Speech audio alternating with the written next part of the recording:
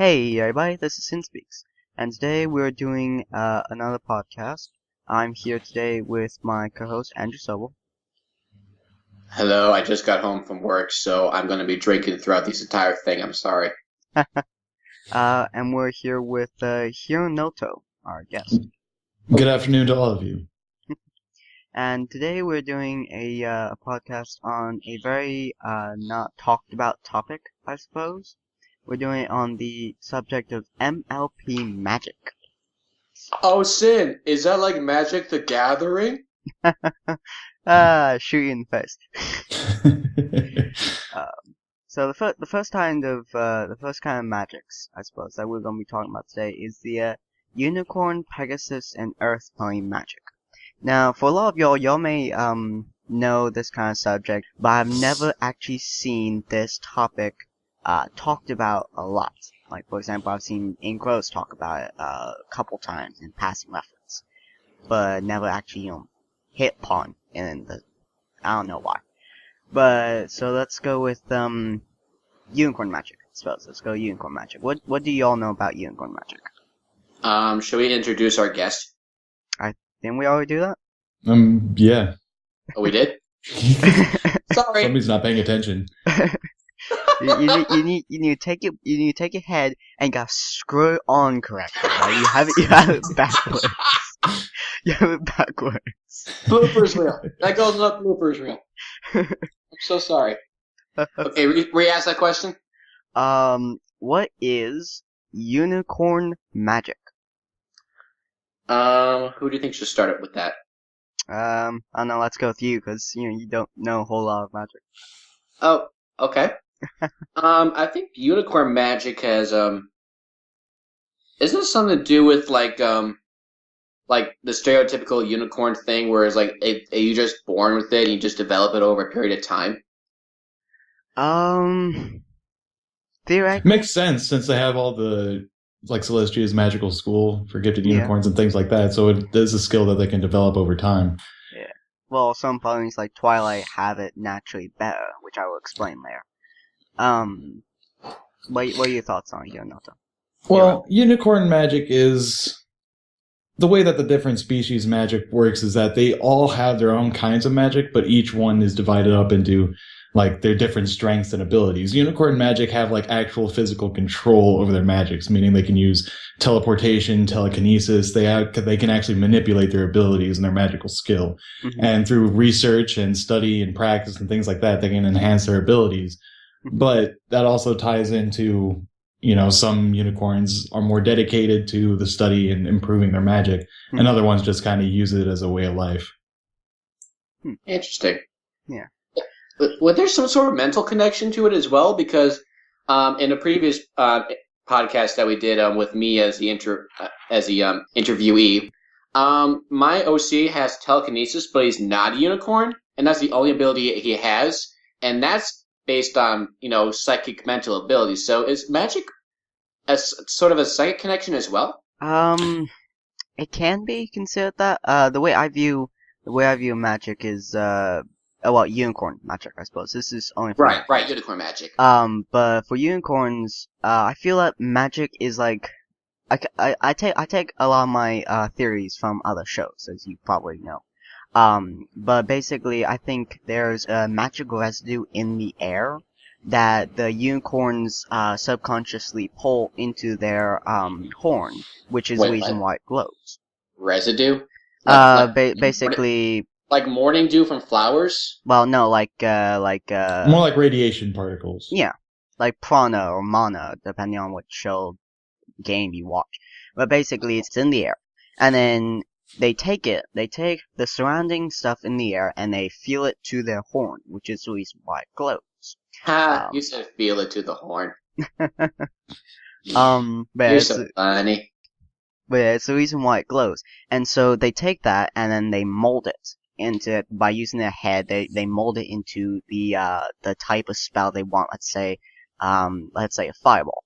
For example, if you're a unicorn, you subconsciously take the particles in the air, which you feel is magic. Your horn lights up and all that other stuff. Your horn gives out the magical energies. And then you think of a fireball, you learn how to use the fireball, whatever else mental things that they don't explain in the show.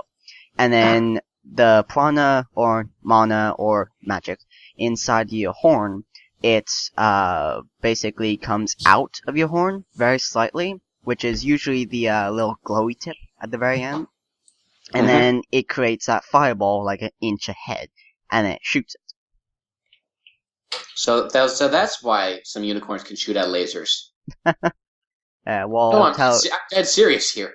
Yeah, that would probably be it. And telekinesis is basically they have the energy thrown around them inside the air into the horns, and then their horns, the magic inside the horns, basically take a spot that they are looking at, they want to grab, and the prana or energy around that object or thing basically gets condensed. So it's like somebody grabbing something. Like in Psychonauts. Huh? They did that sort of thing in Psychonauts too, where there's an energy hand that picks up an item from far away. That's how they show it in Psychonauts. Good game, by the way. You gotta play it. No, you look at Psychonauts and telekinesis. That's how they show it.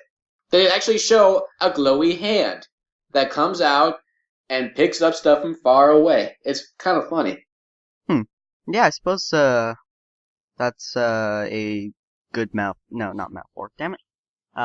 Analogy. Example. Thank you. So you have anything left to say on it? That pretty much covers the unicorn magic. If we want to move on to the next pony subspecies. Alright, the second pony subspecies is Pegasi, or whatnot.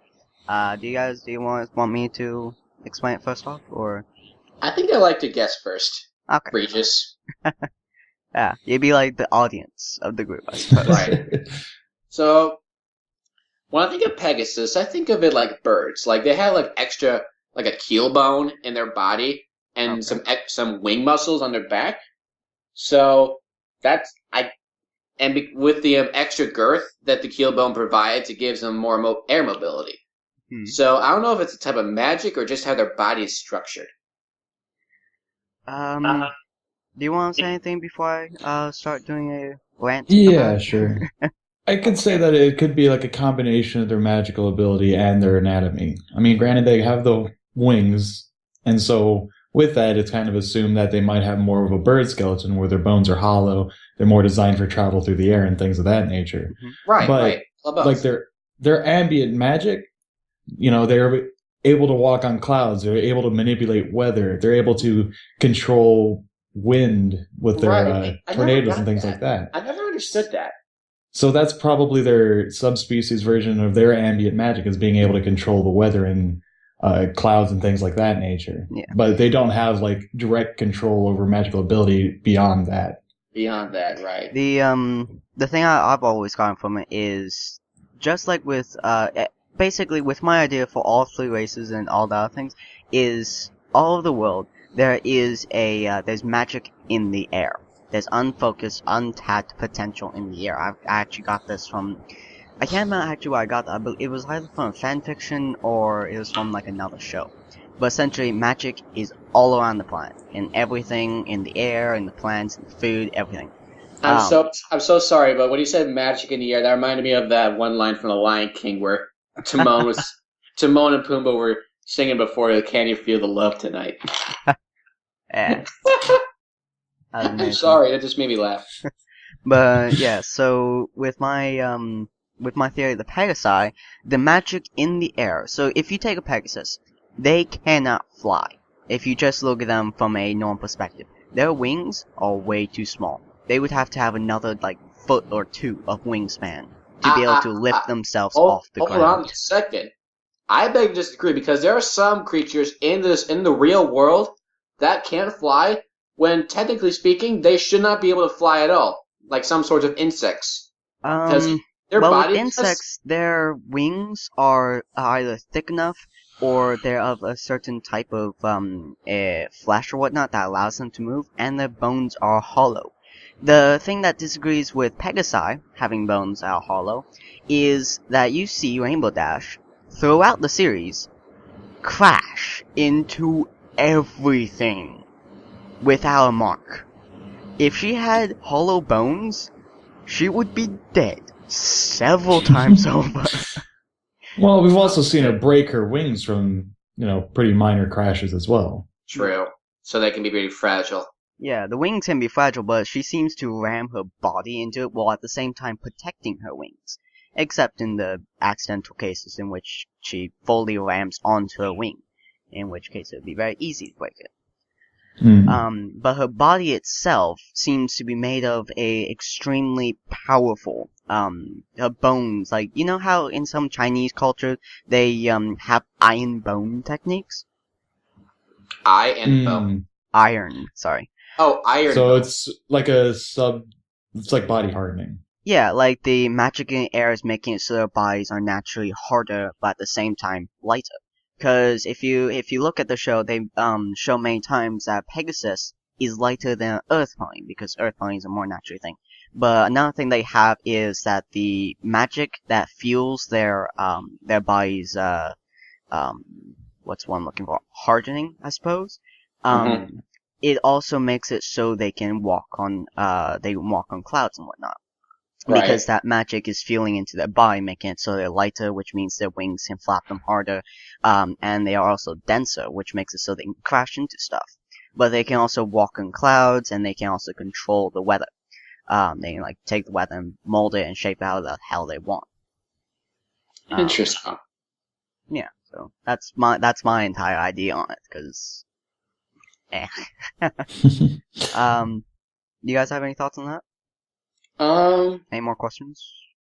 I'm not completely convinced that, body hardening, because I still think that a pony, we'll say, can be hollow boned, and still be able to fly and still crash perfectly fine if, they may like have an extra fat tissue or an extra cushion that can protect it, so like a airbag. But at that time, they would still be bruised. And if you take away the body hardening, it still doesn't make sense for how they would be able to stand on clouds and stuff like that. Same reason why a bird can perch on a branch. Well, they can perch on a branch because they have such impeccable balance, and, they don't care. But they're also most birds are very small, so they have less to push down the branch, they have less to move off the branch, and so on and so forth. Then how do you explain a pony on a branch? Fucking magic. Yes. Okay. Yes. Magic. Okay. All right. You can still got me. Do you have anything to say, Hiro?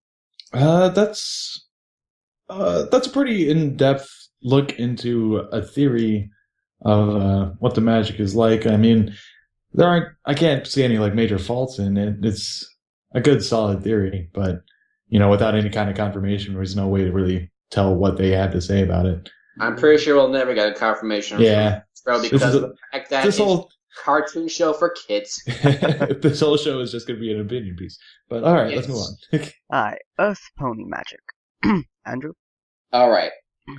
This one should be pretty simple. I think that it's mostly magic through strength, like body mass. Like, I know that they're the strongest ponies. They can pull and push the hardest. They probably weigh the heaviest, I'm sure. Yeah. And like Big Macintosh, I'm sorry, big guy. They're not as smart. Yeah. Well, Big Macintosh is mostly because he's in farming, and he doesn't go to school very often. Look at him! His body is built like a truck. That's because he's been working on a farm bucking trees for the past 10 years. What I'm saying is, the bigger and bulkier you are, I'm pretty sure you're not as intelligently inclined. True, that's true. That's just body proportion compared to everyone else. Yeah. Well, if you think about it, look at both biceps. Look at both biceps. Snowflakes. Bulk biceps is a Pegasus, though. So. But he is freaking massive. True. People used to call him Road Rage. Roid Rage. Sorry. Roid Rage. Yes. They also used to call him Snowflake. I remember that. I remember Snowflake. That's for irony. Yeah. freaking people will walk around and be like, I'm Snowflake! Dude, Yeah. your biceps are bigger than my head. And you just walk around. I remember, inside the fandom, they were so angry with bulk biceps. Because, well, they're most angry, with Hasbro. Because they hated that name. Oh my god, they hated that name. And Snowflake is less stupid? Well, no, they just hate the name, cause for the past, like, what, 2-3 years, they had Snowflake, bring him into the goddamn show, Snowflake. And they brought him into the show, and like, bulk biceps! No! F you, Hasbro! Oh! I'm pretty sure that's not as bad as Derpy. Derpy was a fan thing, though. Yeah, Derby was an entirely fan-based concept. They actually had bulk biceps repeatedly through the show. But, with Derpy, they would called it the Derpy debacle. Because of how bad Hasbro did Derpy. Well, no, the first time they did it, they did it right, but then there was like a massive outcry from people that were offended by her portrayal, and so they went back and they fixed her eyes and changed her voice, and it made the fandom all kinds of mad. I don't care about the fact that they changed her voice, but the eye thing is definitely that they should have kept. Yeah, they should have kept that. But the voice, is actually a particular annoyance inside the fandom because, Tabitha St. Germain, who did the voice, didn't know she was a female. So the only thing she had as reference was, she sounds like my neighbor's boy, or like my neighbor's kid. Yeah. So, I think we're getting off topic. I think we're getting a bit off topic. Oh, yeah. Sorry. But you want to continue with, did you finish that engine? I'm pretty much done. Okay. Hero? Alright, so from my understanding, Earth Pony magic is a lot like the Pegasus magic, where it's inherent to their, natural abilities, and they're born with the abilities and things like that. But instead of having, like, control over weather and things like that, they have more control over things that are ground-based. So farming, their own natural strength, being able to do the farm work, they can read the seasons, they know where to plant things, they're good at caring for plants and things of that nature. And then you've got other ponies like Maud Pie who have a more interest in rocks. She can punch stone and So not a goddamn thing. So she knows how to read rocks. She's fascinated with rocks, and that's partly tied into her Earth Pony nature and her communication with, the planet. Now, what about the Pinky Sense? We don't talk about the Pinky Yeah, Sense. Pinky is her own species. Okay, she's her own species. We just move her. We don't put that for the next topic. Okay. I've heard theories about the Pinky Sense, though. Yeah, we don't talk about the Pinky Sense on the next topic. Okay, but we don't count her as an Earth Pony. I'm jumping ahead. Yeah, you jumping a bit ahead because we don't count her as Earth Pony magic because she's her own special brand of crazy. Okay, I'm sorry. So. Hey, cousin. Huh? Hey, cousin. So continue. That's pretty much covered everything I needed to say. Oh, okay. So my understanding of Earthbound magic is a lot like my Pegasus theory, but it's basically the air around them feels their bodies, making it harder, tougher, and bigger. Because they have more of a solid mass to go on, because they don't have to fly like a Pegasus, so they don't have to be they don't have any other type of magic wells, I suppose, like a unicorn does with a horn. So they just have their body. So the magic is fueled inside them. It's basically like there's the air around them, then it goes inside their bodies, and they make it bigger, tougher, and all around scarier. See, kids, the magic is inside of you all along. But they also, all you have to do is push a plow.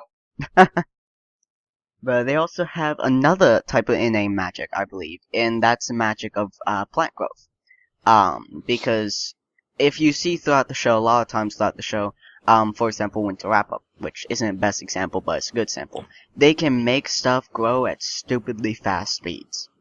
freaking one night and freaking trees were grown. What the hell?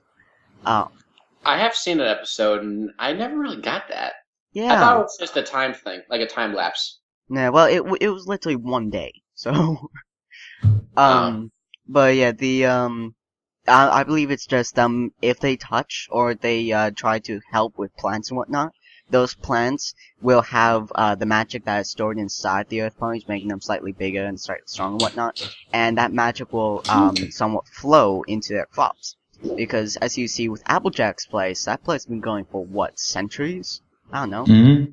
And that place is huge. Just, damn. Crops upon crops upon crops. Yeah, and if you look at normal people, if you look at the human places, those things, they have those big ass orchards. They don't have those crops. They don't have those types of harvests. 'Cause our food, it doesn't grow that way. Those trees, we have those. Those apples, like, I don't know, 3 out of 10 of those apples are rotten by the time we get to them. Mm-hmm. So, the fact that Applejack is able to maintain... There are some farm countries, places in our country that do have huge amounts of crops, like corn or potatoes, or like you said, apples. Yeah. But they're like in very remote areas where not a lot of industrial stuff is going on. Yeah. So yeah, it would take a lot of mending to do to be able to have stuff grow constantly. Yeah, and if you think about it, only Applejack and Big Mac work those farms.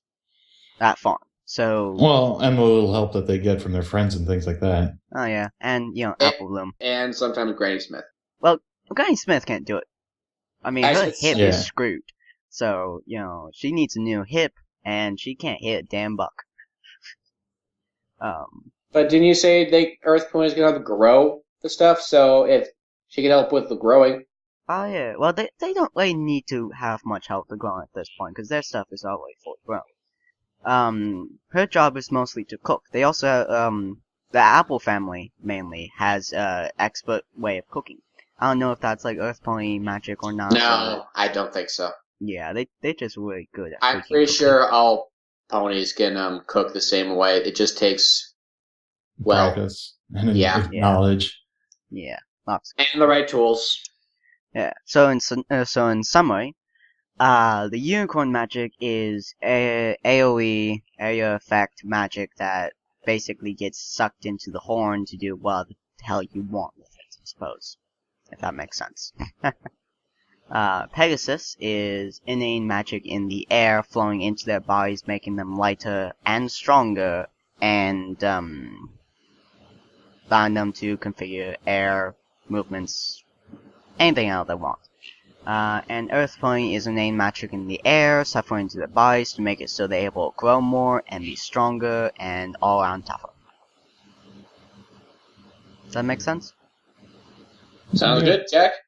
Okay. And for the second topic we have here, and this is actually going to be the last topic for this part of the podcast, because we're nearly on 30 minutes. So just do a second part, I suppose. But for the second topic we have here is, what kinds of magic are there in the MLP, world? Oh, tons. Yeah, we have, let me go with you, Andrew, first, so, people have an idea what the basis they have is.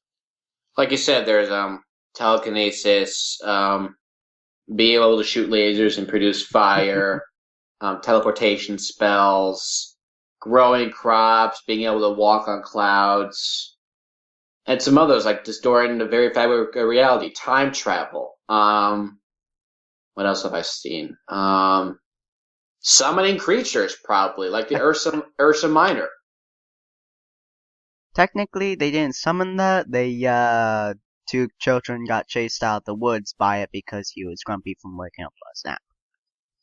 I forgot about that. Darn it. Yeah.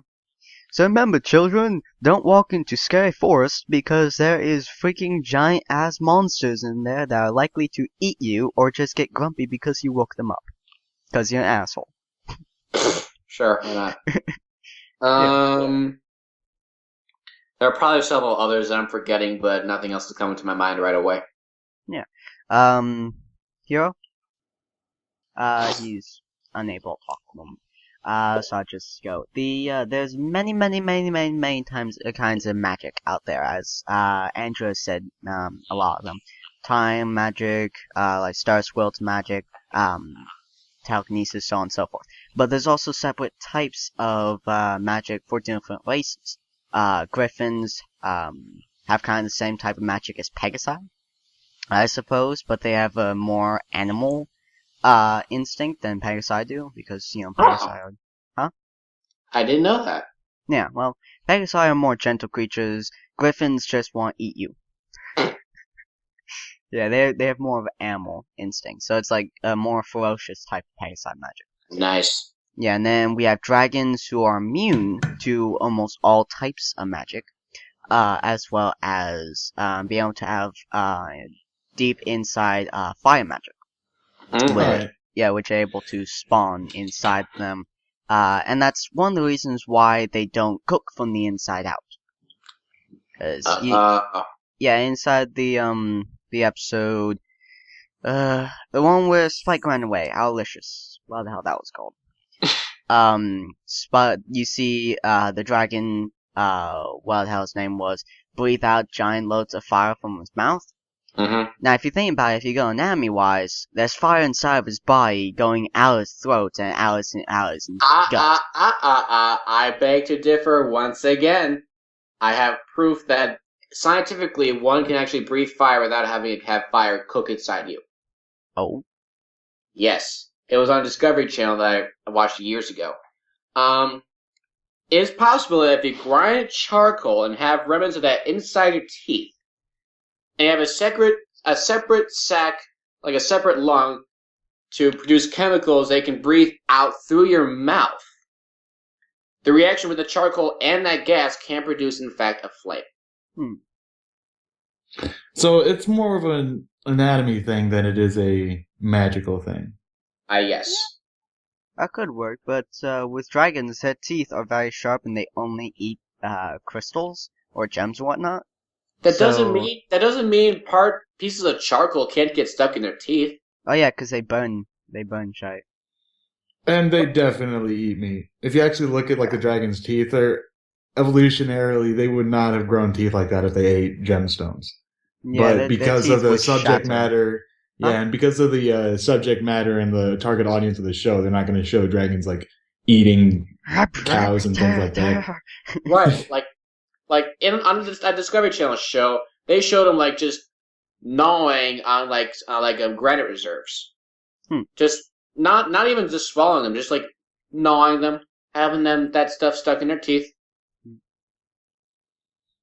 Let's see. A couple of the kinds of magic I didn't hear you guys talk about were chaos magic, which we'll probably cover later, and then I'll cover that later. Dark magic, like Sombra used. Oh yeah. And then there's the all-round favorite of the fandom, Pinky's magic. Pinky's, yes! It's a completely separate type of magic from all the others from we've seen so far. Twilight tried to categorize it, but she didn't have the patience nor skill to do so. Which is... It's like the knowledge of universal awareness. Yes. She just knows things that are going to happen. Yeah, essentially from what I've read and seen, Pinky's magic is very similar to her like, you know how your body can work separately from your mind, right? You can do that. Yeah, so her body would like know around the world, right? Her body would know the universe, while her brain is just either she's faking not having knowledge of anything, or she's just all around stupid. Or I don't think she's stupid. I think she's just incredibly intelligent and faking the fact that she knows that the universe is all around awesome and will explode things. Or she's clinically insane.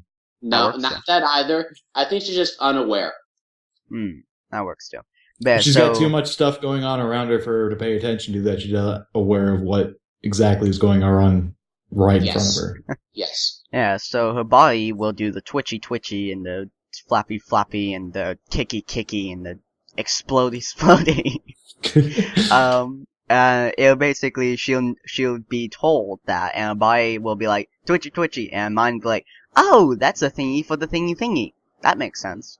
Now, Just- what about the cheesy sense? That's similar to Pinky's sense. That's I think like they're two of the same coin. I suppose is a good word for it. Because he described it, he feels it through the earth to tell him where parties are going to be. So technically, it is sort of an earth pony power because he can feel it through the earth. Through the earth. It's a prediction. It's like a forewarning. Yeah, well, Pinky's would be more like a unicorn's prediction. It'd be like the magic inside her telling her what to do, the brain doing that. Cheese would be more like Earth Ponies. Okay. You know, we need a Pegasi. We need a Pegasi Pinky. We need a Pegasi Pinky. I think we have one enough. I think you got too many already. Well, two is enough, I suppose. So you're saying there are too many pinkies? Dun dun dun dun dun dun dun. Fine. I made a horrible joke just now. I'm so sorry. Oh, it's okay, my friend. We've been there before. Yes, I have. We haven't. Okay, that was funny. Yeah. So if you guys like this video, please comment, subscribe, and give us a like. And go see our next part of this podcast with more hilarity and ensuing. Because we're all incredibly stupid at times, and we're also very funny. Oh yes, we are. Do you want to say anything here? Well, we've got more to talk about. Thanks for having me on, guys. It's been fun. Yeah. A lot of good conversations, a lot of good theories. So thanks for letting me come on, say my piece, and hear what you guys have to say about it. So we shall see you guys on the next video. Auf Wiedersehen!